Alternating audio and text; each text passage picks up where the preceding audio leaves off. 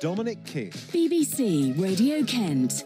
Now, James Arthur won the 9th series of The X Factor in 2012. He's not been out of a tabloid newspaper since. His new autobiography is Back to the Boy and talks about his mental health, drug abuse and highly publicised relationship with Rita Ora after they met on the X Factor tour. When James came to our BBC studio, I asked him how he dealt with the fame 5 years ago, and we continued our conversation despite an attempt by his PR team to change the direction of the conversation. I didn't deal very well with it. I was in no way prepared for it. I think the pressure got to me, and I pressed the self-destruct button, and yeah, the rest is history. I went away for a while. I made some music that I believed in, and thankfully it's gotten me back to a place where I'm happy again, and I'm dealing with whatever the job throws at me.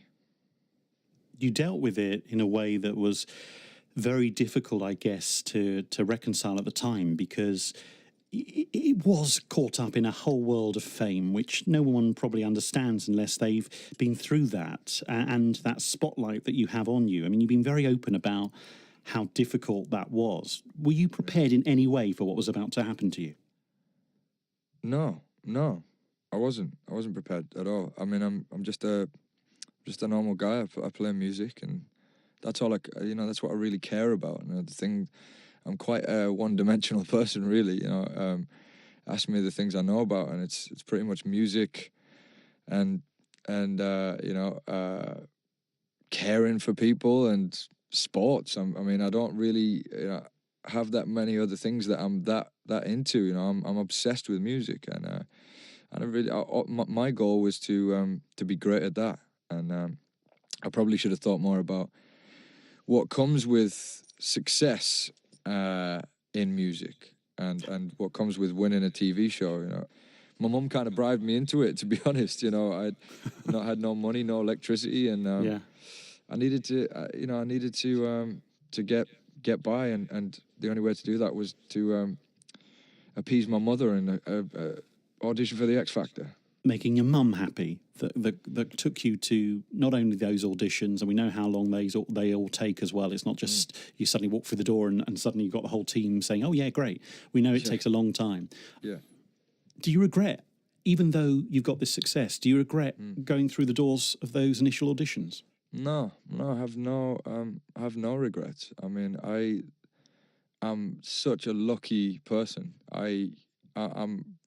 I'm able to do such incredible things with my life these days. I'm able to inspire loads of people, and people tell me that my music's saved their lives, which, I mean, I couldn't wish to, for anything better than that.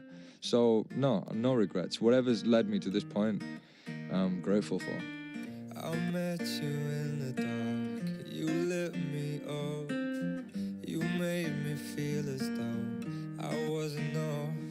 You've been honest about the mental health issues you had during your time on X Factor, and do you feel, in a way, those very same people who said you saved their life through your music, do you feel a responsibility for talking about those issues of mental health during the rehearsal time of X Factor, during the series as it was going on? You were struggling?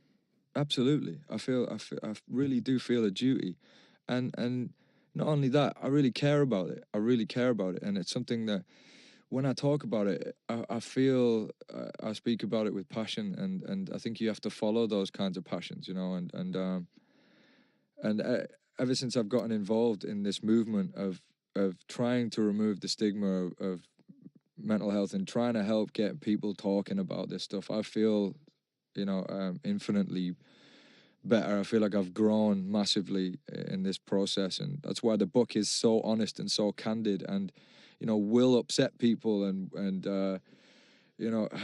has been really hard to do. I've had to open up wounds. I've had to learn a lot about myself. I've had to upset my family, and it's been a real challenge, and I'm glad I've done it, because if it even helps a handful of people, then great, fantastic. I don't want to see any more people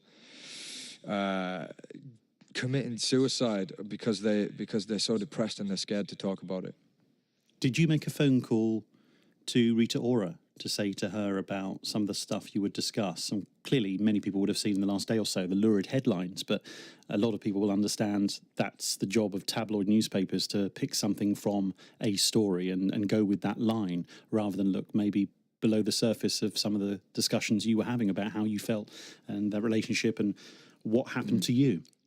Look, everything I want to talk about is in the book on that subject. Like you said, the newspapers will take the things that they want to highlight, and that's in the context of the whole book. It makes sense, but like you said, the newspapers take the things that they're interested in. There's a whole host of things that I talk about, and like I said, the reason. But it must have hurt. Must have hurt you to read some of that stuff. Yeah, of course. Yeah, it hurts. It hurts very much. It hurts very much. I'm a human being. If me speaking about these things can help the average person on the street, then I'm going to do that. I'm going to do that, and that's the bottom line here. That's all I really have to say on that.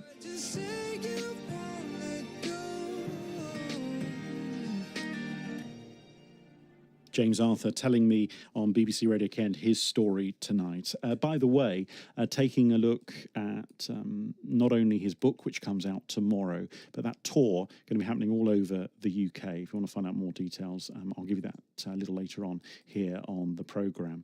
In fact, let me give it to you now. I'm just trying to find it. I was just sort of talking for time, to be honest with you, so I could find it here. Computer, at that moment, said no. I'm going to be honest with you. Let's have a day of honesty here. So the book itself, the autobiography, is Back to the Boy, published tomorrow from Hodder and Stoughton, from James Arthur. It's BBC Radio Kent at Drive. Coming up on the way, we have The Conversation and talk about a day for speeches. We'll find out what our guests think about a huge speech that happened today in the UK.